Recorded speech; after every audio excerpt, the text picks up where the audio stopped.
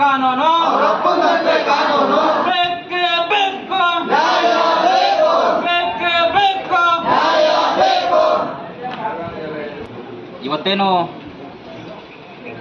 KGF taluk ಕಚೇರಿ ಮುಂಭಾಗದಲ್ಲಿ ಹೋರಾಟ ಮಾಡುತ್ತಿರುವ ಉದ್ದೇಶ ಏನಂದರೆ, ಕೆಜಿಎಫ್ ತಾಲೂಕಿನಲ್ಲಿ ಸುಮಾರು ಎಕರೆ ಭೂಮಿ ಇದೆ.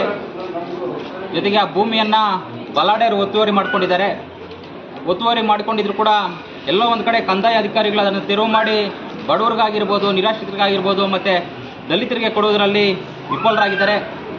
ಆ ಒಂದು ನಿಟ್ಟಿನಲ್ಲಿ ಇವತ್ತು ಏನು ಕೆಜಿಎಫ್ ತಾಲೂಕಿನಲ್ಲಿರುವಂಥ ಎಲ್ಲ ಬಡವರನ್ನ ಗುರುತಿಸ್ಬಿಟ್ಟು ಅವರಿಗೆ ಮನೆ ಮತ್ತು ಭೂಮಿ ಕೊಡಬೇಕಂತ ಹೇಳ್ಬಿಟ್ಟು ಇವತ್ತು ಡಾಕ್ಟರ್ BR ಅಂಬೇಡ್ಕರ್ ಯುವ ವೇದಿಕೆ ಕರ್ನಾಟಕ ಸಂಘಟನೆಯಿಂದ ಶಾಂತಿಯುತವಾಗಿ ನಾವು ಹೋರಾಟ ಹಮ್ಮಿಕೊಂಡಿದ್ದೇವೆ. ಈಗಾಗಲೇ ಹಲವು ಬಾರಿ ಕೂಡ ಈ ರೀತಿ ಕ್ಷೇತ್ರದಲ್ಲಿರುವಂಥ ಬಡವರಿಗೆ ಮತ್ತು ದಲಿತರಿಗೆ ಭೂಮಿ ಕೊಡಿ, ಮನೆ ಕೊಡಿ ಅಂತ ಹೇಳ್ಬಿಟ್ಟು ಸಾಕಷ್ಟು ಬಾರಿ ಅಂಬೇಡ್ಕರ್ ಯುವ ವೇದಿಕೆ ಕರ್ನಾಟಕ ಸಂಘಟನೆ ಹೋರಾಟ ಮಾಡಿಕೊಂಡೇ ಬಂದೈತೆ. ನಾವು ಅರ್ಥ ಮಾಡ್ಕೋಬೇಕಾಗಿದೆ ಬಂಧುಗಳೇ, ಇವತ್ತೇನು ನಮಗೆ ಸ್ವಾತಂತ್ರ್ಯ ಬಂದು 75 ವರ್ಷ ಕಳೆದರೂ ಕೂಡ ಇವತ್ತಿಗೂ ಭೂಮಿಗಾಗಿ ಮನೆಗಾಗಿ ಹೋರಾಟ ಮಾಡುವಂಥ ಪರಿಸ್ಥಿತಿ ನಮ್ಮ ರಾಜ್ಯದಲ್ಲಾಗಿರ್ಬೋದು, ನಮ್ಮ ದೇಶದಲ್ಲಿ ಕಾಡುತ್ತಿದೆ. ಮತ್ತೊಂದು ಕಡೆ ನೋಡಿದ್ರೆ ಎಲ್ಲ ಒಂದು ಕಡೆ ಕಾಂಗ್ರೆಸ್ ಸರ್ಕಾರ ದಲಿತ ಪರವಾಗಿದ್ದೀವಿ ಅಂತ ಹೇಳ್ಬಿಟ್ಟು ಕಾಂಗ್ರೆಸ್ ಸರ್ಕಾರ ಹೇಳುತ್ತೆ. ಆದರೆ ಇದುವರೆಗೂ ಕೂಡ ಏನು ಯಾವುದೇ ರೀತಿಯಲ್ಲಿ ದಲಿತರಿಗೆ ಅನುಕೂಲ ಮಾಡೋದಾಗಿರ್ಬೋದು ಮತ್ತು ಬಡವರಿಗೆ ಭೂಮಿ ಕೊಡೋದಾಗಿರ್ಬೋದು, ಮನೆ ಕೊಡೋದಾಗಿರ್ಬೋದು ಸರ್ಕಾರಗಳು ಮಾಡುತ್ತಿಲ್ಲ. ಆ ಒಂದು ನಿಟ್ಟಲ್ಲಿ ಇವತ್ತು ಎಲ್ಲ ಹೆಣ್ಮಕ್ಳು ಕೂಡ ಎಲ್ಲ ಗ್ರಾಮದಿಂದ ಕೂಡ ನಮಗೆ ಭೂಮಿ ಬೇಕು, ಮನೆಗಳು ಬೇಕು ಅಂತ ಹೇಳ್ಬಿಟ್ಟು ಬಂದಿದ್ದಾರೆ. ಇವತ್ತು ನಾವು ಸರ್ಕಾರಕ್ಕಾಗಿರ್ಬೋದು, ಅಧಿಕಾರಿಗಳಿಗೆ ಒಂದು ಒತ್ತಾಯ ಮಾಡ್ತಾ ಇದ್ದೀವಿ. ಕೇವಲ ಒಂದೇ ವಾರದಲ್ಲಿ ಮನೆ ಮತ್ತು ಭೂಮಿಯನ್ನು ಕೊಡಲೇಬೇಕಂತ ಹೇಳ್ಬಿಟ್ಟು ಅಂಬೇಡ್ಕರ್ ಯುವ ವೇದಿಕೆ ಕರ್ನಾಟಕ ಸಂಘಟನೆಯಿಂದ ಅಧಿಕಾರಿಗಳನ್ನ ಒತ್ತಾಯ ಮಾಡ್ತಾ ಇದ್ದೀವಿ. ಒಂದು ವೇಳೆ ಈ ಸಮಸ್ಯೆಗಳನ್ನ ಬಗೆಹರಿಸದೇ ಹೋದಲ್ಲಿ ಮುಂದಿನ ವಾರದಲ್ಲಿ 1000ಕ್ಕೂ ಹೆಚ್ಚು ಜನ ಮಹಿಳೆಯರಾಗಿರ್ಬೋದು, ಗ್ರಾಮಸ್ಥರಾಗಿರ್ಬೋದು ಬಂದ್ಬಿಟ್ಟು ಇಲ್ಲಿ ಏನು ನಿರಂತರ ಹೋರಾಟಕ್ಕೆ ಅಂಬೇಡ್ಕರ್ ಯುವ ವೇದಿಕೆ ಕರ್ನಾಟಕ ಸಂಘಟನೆ ಕರೆ ಕೊಡುತ್ತೆ.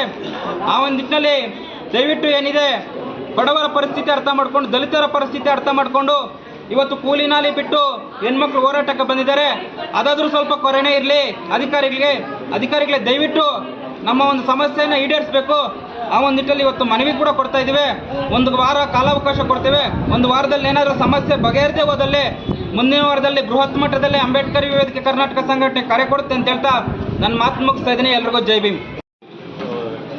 ಮುಖಂಡ ಹೇಳಿದಂಗೆ ಭಾಳಷ್ಟು ಜನ ಹೆಣ್ಮಕ್ಳಿದ್ದೀರಿ, ಕೂಲಿ ನಾಲಿ ಮಾಡೋದು ಬಿಟ್ಟು ಬಂದಿದ್ದೀರಾ ಅಂದರೆ ಅದಕ್ಕೊಂದು ಪ್ರಾಮುಖ್ಯತೆ ಇದೆ ಅಂತ ಅರ್ಥ. ಸುಮ್ಮನೆ ಬರಲ್ಲ ಅದು. ಅದಕ್ಕಿಂತ ಯಾವುದೋ ಒಂದು ಇಂಟ್ರೆಸ್ಟ್ಗೋಸ್ಕರ ಬಂದಿದ್ದೀವಿ. ಮುಖ್ಯವಾಗಿ ನೀವು ಹೇಳ್ತಾ ಇರೋದು ಸೈಟ್ ಇಲ್ಲ, ಲ್ಯಾಂಡ್ ಇಲ್ಲ, ಇಲ್ಲ ಕೆಲವೊಂದು ಇದರಲ್ಲಿ ಆಗಿದ್ದು ಅಂಗನವಾಡಿ ಇಲ್ಲ ಅಂತ ಹೇಳ್ತಾರೆ. ಚಿಗುರಾಪುರ ಅಂಗನವಾಡಿ ಇಲ್ಲ. ಸಾಕಷ್ಟು ಮಕ್ಕಳಿದಾರ, ಮಕ್ಕಳುಗಳು ಎಷ್ಟಿದ್ದಾರೆ? ಸರ್ ಇದ್ದಾರೆ, ಒಂದು 15-16 ಜನ ಇದ್ದಾರೆ. ಕಟ್ಟಡ ಎಲ್ಲ ರೆಡಿ ಮಾಡಿ ಕಟ್ಬಿಟ್ರಿ ಸರ್. ಬೇರೆ ಊರನ್ನು ಬಂದು ಅದೇನೋ ಯಾವಾಗ ಮಾಡ್ಕೊಂಡ್ಬಿಟ್ಟಿದ್ದಾರೆ. ಅಂಗನವಾಡಿ ಕಟ್ಟಡ ಕಟ್ಟಿದ್ದಾರೆ, ಕಟ್ಟಕ್ಕೆಲ್ಲ ಶುರು ಮಾಡಿದೆ, ಎಲ್ಲ ಬಂದ್ಬಿಟ್ಟಿದೆ. ಮೆಟೀರಿಯಲ್ ಒಂದು 5 ಲಕ್ಷ ಮೆಟೀರಿಯಲ್ ಖರ್ಚು ಮಾಡಿಬಿಟ್ಟಿದ್ದಾರೆ ಕಾಂಟ್ರಾಕ್ಟ್. ಬೇರೆ ಊರವ್ರು ಬಂದು ಅಲ್ಲಿ ತೊಂದರೆ ಮಾಡಿ ನಿಲ್ಲಿಸ್ಬಿಟ್ಟಾರೆ. ಬೇರೆಯವ್ರವ್ರ ಹೆಸರಲ್ಲಿ ಇದೆಯಾ ಲ್ಯಾಂಡ್ ಎಲ್ಲ? ಒಂದು ಹೆಸರಲ್ಲಿ ಅದು ಚೆಕ್ ಬಂದು ಏನೂ ಮಾಡಿಲ್ಲ ಸರ್, ಹಂಗೆ ಅವ್ರಿಗೆ ಮಾಡಿಕೊಟ್ಬಿಟ್ಟಿದೆ. ಏನು ಇಶ್ಯೂ ನಾನು ಚೆಕ್ ಮಾಡಿಸ್ತೀನಿ. ಕೆಲವರು ಊರಲ್ಲೆಲ್ಲ ಸೇರಿಕೊಂಡು ಪಕ್ಕದಲ್ಲಿ ಕೆರೆ ಹತ್ರ ಕೋಳಿ ಫಾರಂ ಇದೆ ಸರ್. ಆ ಕೋಳಿ ಫಾರಂ ಪಕ್ಕದಲ್ಲಿ ಗೌರ್ಮೆಂಟ್ ಸ್ಕೂಲ್ ಆಗಿದೆ, ಅಲ್ಲಿ ಕಟ್ಬಿಡೋಣ ಅಂತೇಳಿ ಇದು ಮಾಡ್ತಾ ಇದ್ದಾರೆ.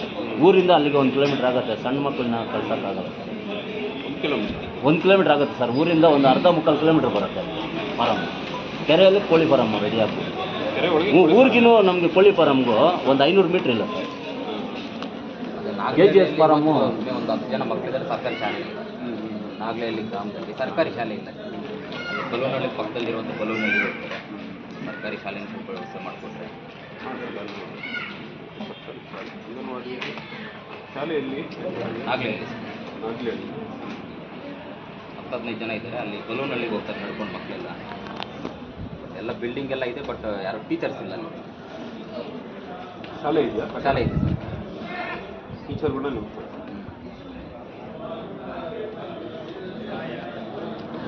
ಅವಾಗಳೆಲ್ಲ ನಾನು ಆದಷ್ಟು ಬೇಗ ಇದ್ದಂತ ಜರ್ಮನಿಯಲ್ಲಿ ಅನುಕೂಲತೆ ಇದೆ ಸರ್. 9 ಎಕರೆ ಇದೆ. ಬಡವರು SC ಅವ್ರಿಗೆ ಸುಮಾರು ಒಂದು 40 ಮನೆಗಳಿದೆ. ಎಲ್ಲ ಗುಡಿಸಲಾಗ್ಬಿಟ್ಟಿದೆ. ಗ್ರಾಮಗಳನ್ನ ಚೆಕ್ ಮಾಡ್ತಾರೆ. ಜಾಗ ಇದೆ, ಫಸ್ಟ್ ಜಾಗ ಎಲ್ಲ ಚೆಕ್ ಮಾಡ್ತಾರೆ. ಮಿನಿಸ್ಟರ್ ಮೀಟಿಂಗ್ ನಡೀತಾರೆ. ತೊಂದರೆ ಲೇಟ್ ಆಗಬಾರ್ದು ಅನ್ನೋ ಉದ್ದೇಶಕ್ಕೆ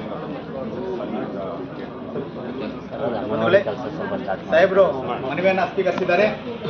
ಏನು ಸಾಹೇಬರ ಕೈಯಲ್ಲಿ ಆಗುತ್ತೋ ಅದು ಸರ್ಕಾರ ಮುಖಾಂತರ ಮನೆ ಆಗ್ಬೋದು, ನಿವೇಶನ ಆಗ್ಬೋದು, ಎಲ್ಲ ಚರ್ಚೆ ಮಾಡಿ ಅನುಕೂಲ ಮಾಡಿಕೊಡ್ತೀನಿ ಅಂತ ಹೇಳಿದ್ದಾರೆ. ನಮ್ಮೆಲ್ಲರ ಪರವಾಗಿ ಅಂಬೇಡ್ಕರ್ ಯುವಕ ವೇದಿಕೆ ಕರ್ನಾಟಕ ಪರವಾಗಿ ಅವರಿಗೆ ತುಂಬ ಹೃದಯ ಧನ್ಯವಾದಗಳನ್ನು ತಿಳಿಸ್ತಾ ಇದ್ದೀವಿ.